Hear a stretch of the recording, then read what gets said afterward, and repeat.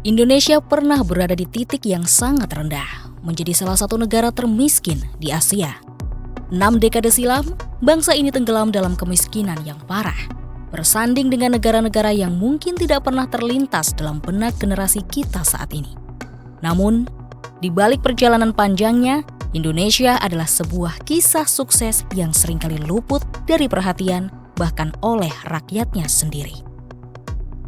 Hanya sekitar setengah abad yang lalu, di planet ini hanya Rwanda, Mali, dan Burundi di Afrika yang mengalami kehidupan yang lebih memprihatinkan dibandingkan dengan Indonesia pada masa itu.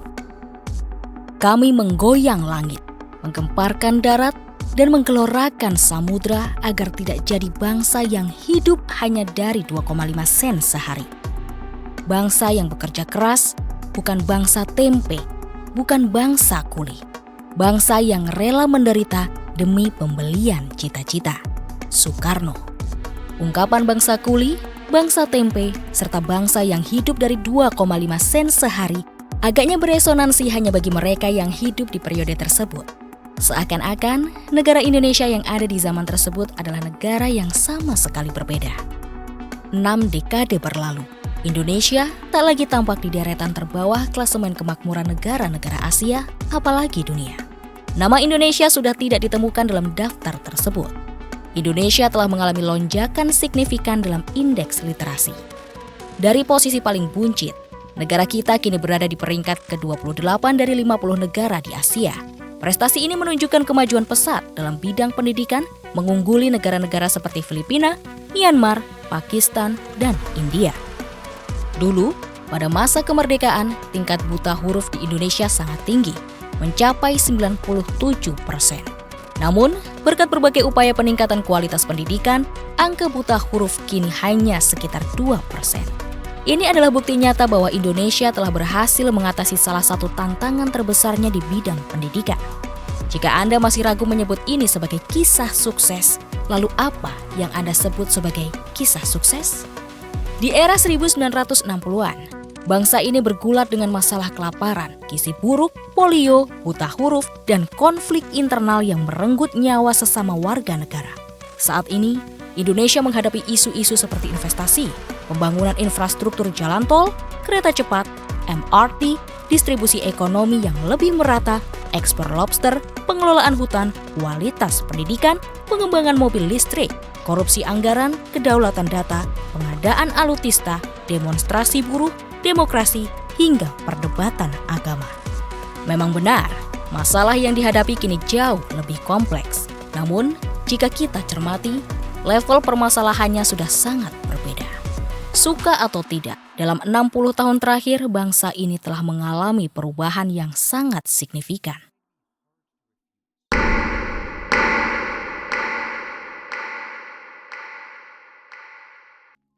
Mari kita telaah sebuah contoh nyata dari perjalanan sejarah. Pada dekade 1960-an, terdapat satu negara di benua Asia yang dikategorikan sebagai negara berkembang dengan tingkat perekonomian yang rendah. Meskipun tidak berada pada posisi paling bawah, negara ini tergolong dalam kelompok negara dengan pendapatan per kapita yang menengah ke bawah, bahkan lebih rendah dari kondisi Indonesia pada masa sekarang. Negara yang dimaksud adalah Korea Selatan. Seoul, ibu kota Korea, pernah dijuluki sebagai neraka urban.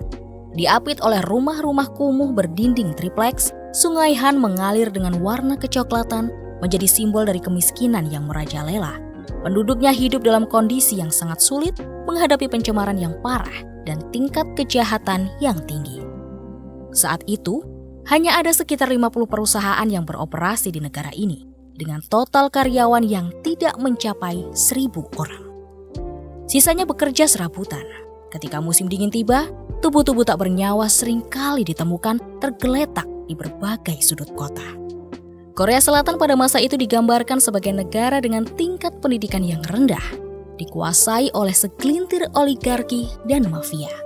Sumber daya alam yang minim semakin memperparah kondisi negara. Kepemimpinan yang tidak kompeten pun dianggap sebagai penyebab utama permasalahan. Media Barat seringkali meremehkan upaya pembangunan di Korea Selatan, menjulukinya sebagai lubang tanpa dasar yang tak pernah merasa cukup dengan bantuan asing. Mereka beranggapan bahwa segala bentuk investasi dan bantuan yang diberikan hanya akan sia-sia. Akibatnya, negara ini mendapat cap memalukan sebagai lubang neraka bantuan asing. Park Chung-hee, pemimpin Korea Selatan pada tahun 1963 hingga 1979, merupakan sosok sentral dalam transformasi ekonomi negaranya. Melalui kebijakan-kebijakannya, beliau berhasil mengubah secara fundamental struktur ekonomi Korea.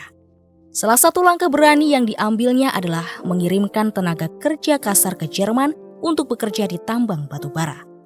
Upah mereka, sayangnya, seringkali ditahan sebagai jaminan pinjaman luar negeri yang digunakan untuk membiayai ekspansi cebol atau konglomerat nasional. Dengan memadukan strategi proteksi untuk melindungi industri dalam negeri dan kebijakan ekspansif untuk mendorong ekspor, Park berhasil mendorong pertumbuhan ekonomi Korea Selatan secara signifikan. Korea telah melalui berbagai pergolakan politik selama banyak periode. Presidennya dibunuh pada tahun 1979, lalu negara ini beralih ke sistem demokrasi pada tahun 1988 dan turut terdampak krisis ekonomi Asia pada tahun 1998. Namun, fondasi ekonomi yang dibangun oleh Park Chung-hee tetap kokoh meskipun dihantam oleh dinamika politik. Dari kondisi negara miskin pada tahun 1961, Korea berhasil mencapai GDP per kapita sebesar $3.800 pada tahun 1987, sebanding dengan Indonesia saat ini, dan 8 tahun kemudian, pada tahun 1995 resmi menjadi negara maju. Proses ini memakan waktu 34 tahun. Saat ini, Korea menjadi salah satu negara termaju di dunia yang punya ekonomi dan pengaruh sedemikian besar. Andai kata saya menceritakan hal ini 60 tahun yang lalu, barangkali orang akan mengira ini kisah fantasi.